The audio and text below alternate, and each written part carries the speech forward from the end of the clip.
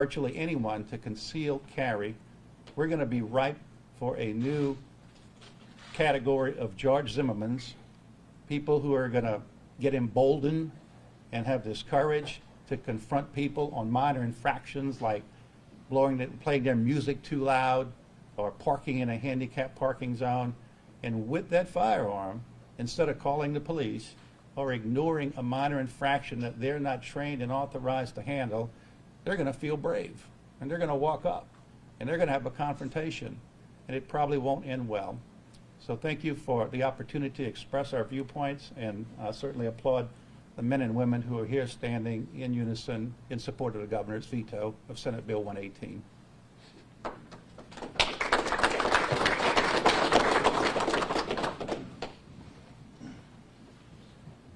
Thank you, Sheriff Weber. Very well spoken. Good morning. Evening. It's my morning. I just want to join all my colleagues here today in asking the legislature to please do not override the governor's veto. My colleague and good friend Sheriff Weber has already said it all, but this is absolutely terrible bill. It's a terrible bill, not only to the men and women who wear this badge and serve the public, but it's a terrible bill for the public as well. You know, this is not in any way infringing anybody's Second Amendment rights. Those rights are intact, and we have all pledged to uphold not only the Constitution of the United States of America, but also the Constitution of the state of Louisiana, and we will do so. But this poses an exponential threat to every law enforcement officer in the state. It's hard enough for us to do our jobs without having to worry about. Can you imagine going into a shooting situation and you walk in a room and everybody's holding a gun? You're not going to know who's a bad guy, who's a good guy are. And it just puts those officers in a terrible position to have to make split-second decisions. And that's when some mistakes can happen, as the sheriff just mentioned. But it also poses a threat to the public. We already have an avenue if people want to conceal carry. They can do so legally. They can go apply to the state for the concealed carry permit. They can go through the training to tell them how to properly handle and care for that gun and secure that weapon. And you can do it. But this allowing just anybody that wants to carry a concealed weapon is a dangerous, dangerous bill, not only, as I said, to the men and women in law enforcement, first responders, but it also poses that same threat to our citizenry. And I'm for one, I'm just asking our friends in the legislature to please do not override this bill. I think it's that important. Anybody that knows me knows I'm a strong Second Amendment person. But I don't agree with this bill whatsoever. All I think it does is just create another stress and another possible avenue for some tragedy to happen. So I stand here with my colleagues today. I stand behind the governor's decision on vetoing this bill, and I would just ask that our legislature once again, please do not override this veto. And at this time, I'd like to introduce Chief Murphy Paul. Deputy Chief Myron Daniels. Thank you. My name is Myron Daniels. I'm a Deputy Chief with the Baton Rouge Police Department, and I stand before you representing Chief Murphy Paul, as well as all of these law enforcement professionals that stand with and behind me currently. As been stated, it's absolutely paramount that we support the governor in his decision to veto Senate Bill 118. It creates quite a bit of I guess you would call it confusion, as well as concern within law enforcement.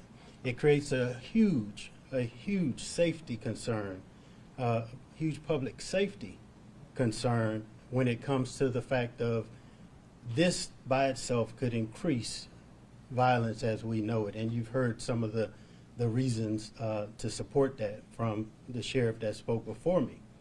One of the things I would just want to remind all is that there's only one standard when it comes to use of force. Currently, Louisiana requires that each law enforcement officer receive a minimum of 40 hours of firearms training to certify to carry a weapon. And again, the training that is currently required for a concealed permit is far less than that, approximately 20% of that. And with that, I would like to remind that standard, every bullet that is shot from a gun that is discharged, that standard is the same across the board. And with that, I just want to again encourage our legislators to not veto or not go against the governor's veto. In a time where we are constantly, the hot topic is surrounded around police reform. Again, this not moving forward would only create an issue that complicates law enforcement further. So short in my response, but definitely strong in my support of the governor's actions. And I ask those to support the governor throughout this process. Thank you. And I will call up the Chief of Police, Sean Ferguson from NOPD. Thank you. Thank you. Good afternoon. I am Chief Sean Ferguson of the New Orleans Police Department. I want to thank my colleagues for joining me in this stance with our governor. Thank our governor for his strong stance by vetoing this negligent, very negligent legislation. We have to think about what we've seen over the last year with regards to law enforcement, the microscope that we've been placed under, and how we must engage and look at how we are changing our way of policing, the constitutionality of our reforms in which we are trying to be a better public servant. But to put this occupation in a position to have to assume, and that is what we would have to do, it would put us in a position to have to assume that everyone is armed now. And in doing so, that heightens that engagement or interaction with whomever we may encounter throughout the scope of our duties. And that is something that we do not need right now. Let's think about this. Do we allow our school bus drivers to drive a school bus without kids in them, without the proper training, without the proper knowledge, without the proper licensing? I don't think so. You know, we have to think about the smart side of this. How would this individual store this weapon? How would this individual handle this weapon? I think the sheriff said it best, especially if it is placed in a position during a parade or whatever, and it falls from their person and discharges. We have to take a position and just trust the fact that we as law enforcement professionals, we are a constitutional profession, and we know what we are doing. So the laws that are in place right now with regards to illegal carrying of a concealed firearm has truly helped us to reduce as much violent crime as we possibly can during the time in which we are seeing violent crime increase across our country. So this is just another way of taking a tool out of the toolbox, and now is not the time. Let's discuss ways in which we could possibly amend what is already in place if necessary. But I'm asking our legislators as well to please not veto our governor's veto and leave us with the tools that are needed to keep our community safe. Thank you. Fabian, anyone else behind me? Thank you.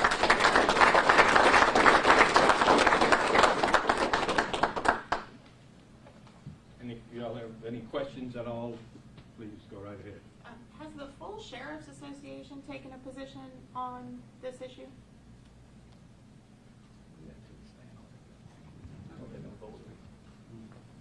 The association is neutral in its position. The sheriffs that are here gathered are the ones, and others that couldn't make the trip, that support the governor in his veto. And on that same subject, I know I saw the Chiefs of Police Association and folks affiliated with it at the Capitol actively arguing against this legislation, but I don't feel like I saw the sheriffs there in any real capacity during session actively trying to defeat this. Did anybody talk to legislators as the bill was moving through the process to see if there was a way to stop it from getting to this point? I didn't know the deal. I spoke to legislators who, I'm Sheriff Willie Morton, St. James Parish. I've spoken to legislators when the bill was being debated on the floor, and at those particular times, I actually had legislators tell me that they thought I was right in my position, but felt that they could not take a vote against the bill. So what do you think will have changed now if they took that position then? I don't know. I'm hopeful that more people are reaching out and feeling the same way we do today, and ask them to reconsider their position. Thank you. For the chiefs of police, I spoke to Senator Morris, and he said that his local chief was in support of this. Are you finding that there's mixed reviews within law enforcement on the support of this? I mean, I think with any legislation, and I think when the sheriff said it best earlier, with any legislation, we're, you know, even with our law-abiding citizens, they may not necessarily agree with every legislation, but they're willing to work within the confinements of that. So you will see that, you know, disagreement here and there, but the vast majority we are opposing. Thank you. Is there any data from states that have legislation similar to this, where it's enacted that supports y'all's position on this? That shows that it would add to violent crime and increase problems? I think this is all new right now, so the data has not been developed just yet. Texas just passed it, Tennessee. Texas was bad, but last year they got It's just carried started. open, but not Or concealed. Arizona, or places like that where it's been enacted for a couple of years? Some of them say that they have seen it, but it varies from, of course, from jurisdiction to jurisdiction within that state. We already allow open carry here without a permit, so I guess I'm wondering, can somebody explain to me the distinction you see between a permit for concealed carry versus the fact we already allow open carry without a permit? Sure. If I'm in a position where I see someone in open carry, I know that the firearm. Your microphone, sorry. When we encounter an open carry situation, we know that a firearm is present. As a citizen or an individual, we can choose to either remove ourselves from that process if we have concerns, or as a law enforcement official, we can determine whether we think that there may be other issues for us to dig deeper in. But it puts people on notice that a firearm is present, and it allows them to be better prepared if they decide that they want to disengage, if they want to leave the situation, or if an armed confrontation were to become involved as a result of the person using the gun in an inappropriate way. Police officers now can focus in on that person, whereas if everyone is concealed carry, there's no way of knowing if there's a threat and how many threats there are and the source of the threat. The law-abiding citizen, again, who goes through the process and conceals carry, can be an asset, but they can also be exposed, as we saw recently in the news, where a person engaged who was a citizen and got shot as a result after subduing the assailant. So there's that risk as well to people getting involved. But yes, and we are an open carry state, and I think for the most part most states are open carry, but an open carry, that person is identifiable, you know that the weapon's there, you can assess whether a threat exists or not, and you can determine whether you want to intervene. You can also, if it's a person known to law enforcement, and they're known as a prohibited possessor either because of domestic violence or felony conviction or some other reason, then the officer can approach that person and take them into custody. Now, some of the folks who were supporters of the bill, what they argued is police should already be encountering people under the expectation they might be carrying a gun because criminals wouldn't, they would have a concealed weapon. They wouldn't necessarily be open carrying for you to see. So how do you respond to that suggestion from the supporters of the law? There are great risks in the job that we do, and we train our officers as best we can to be alert. But the fact of the matter is, once you open up the ability of people without responsible training who are going to be negligent, and you're adding another dimension of threat to the threat that already exists. What exists is out there. When we go into a crowd of people, we assume that we may encounter danger. But when you allow an irresponsible person who's never handled a gun, who goes to a store or a gun show, buys a gun, puts it in their waistband, and then starts walking around, that is a new threat that officers are having to confront, as opposed to that same person recognizing they have to get training, they have to get knowledge about that, and they have to apply for a permitting process. I just think it adds to the threat. Yes. With many agencies' efforts to improve or work on community policing, how do you see this bill's passage or the override maybe affecting that? Well, the community policing concept originated in the 1990s under President Clinton in the crime bill and had great promise during that decade where crime was at exponentially high numbers. We now see a desire to return to that, but that's strictly in the talking phases right now from the federal government. The full implementation of a true community policing concept with the funding to support that is still years away. However, community engagement is always important, and when people trust police officers and engage with police officers, they're willing to share information to help make them and their community safe. And that would just be another component of that engagement and interaction. Is it currently known roughly how many Louisianans have a concealed carry permit? Just kind of get a baseline of roughly how much concealed carry may already be happening? Yeah, I'm not sure. I don't have that information off the top of my head, but state police probably has it on their website.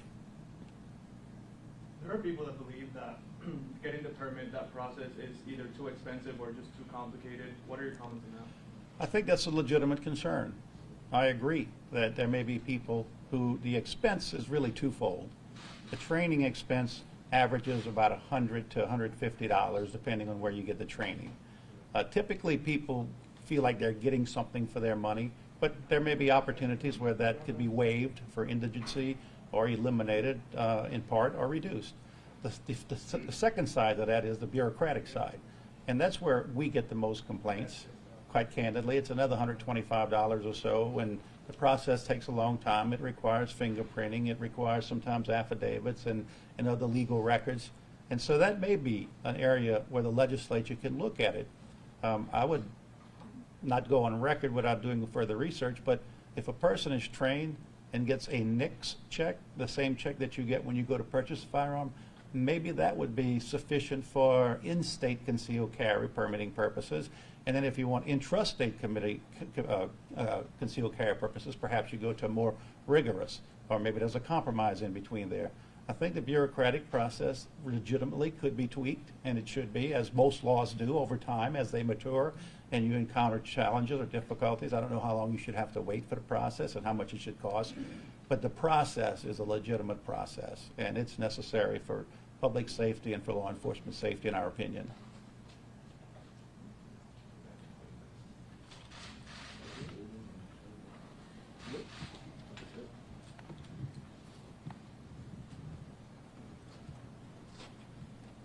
Well, we thank you for being here, and we hope that this helps us in our goal in supporting the governor, his veto of this Senate Bill 118. And we appreciate it. Thank you very much.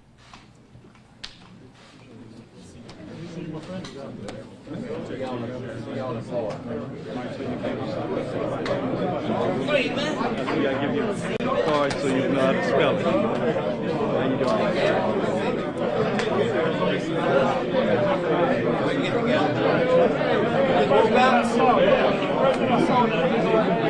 Get